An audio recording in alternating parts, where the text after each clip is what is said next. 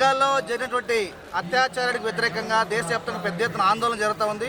అందులో భాగంగానే ఈరోజు విజయవాడలో మొత్తం జూనియర్ డాక్టర్స్ అంతా కూడా ఐక్యంగా మాకు న్యాయం చేయండి, మహిళల మీద దాడులు ఆపండి అని చెప్పేసి ఈరోజు నిరసన కార్యక్రమం చేస్తున్నారు. ఈ నిరసన కార్యక్రమానికి ఎస్ఎఫ్ఐ డివైఎఫ్ఐ సంపూర్ణంగా మద్దతు ఇస్తున్నాం. ఇప్పటికే బెంగాల్, ఢిల్లీ అనేక రాష్ట్రాల్లో పెద్ద ఎత్తున ఉద్యమం చేస్తూ ఉన్నా. ఈరోజు ఆ రాష్ట్రంలో ఉన్న రాష్ట్ర ప్రభుత్వం కానీ కేంద్రంలో ఉన్న బీజేపీ ప్రభుత్వం కానీ చీము కొట్టినట్టు కూడా స్పందించడం లేదు. పైగా ఆ కేసును తప్పుదోవ పట్టించడానికి ఈరోజు అన్ని ప్రయత్నాలు ఈరోజు మమతా బెనర్జీ ప్రభుత్వం చేస్తూ ఉంది. దీన్ని తీవ్రంగా ఖండిస్తాం.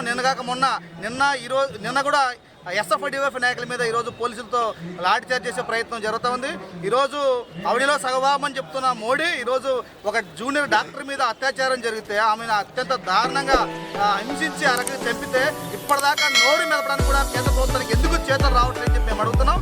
తక్షణమే నిందితులని కఠినంగా శిక్షించాలి, చట్టపరంగా అరెస్ట్ చేసి కఠినంగా శిక్షించి మహిళల మీద, ముఖ్యంగా ప్రాణాలు కాపాడే డాక్టర్ మీదే ఇటువంటి అఘాయిత్యాలు జరుగుతూ ఉంటే ఈరోజు సామాన్యులకు, మహిళలకు రక్షణ ఎక్కడుందని చెప్పి మేము ప్రశ్నిస్తున్నాం. అందుకనే ఈ ఉద్యమానికి డివైఎఫ్ఐ, ఎస్ఎఫ్ఐ రాష్ట్ర కమిటీలు సంపూర్ణంగా మద్దతు ఇస్తున్నాయి. న్యాయం జరిగే వరకు ఐక్యంగా ఉండి ఆ రకంగా పోరాడతామని చెప్పి మేము హామీ ఇస్తున్నాం. జి రామన్న, డివైఎఫ్ఐ రాష్ట్ర కార్యదర్శి.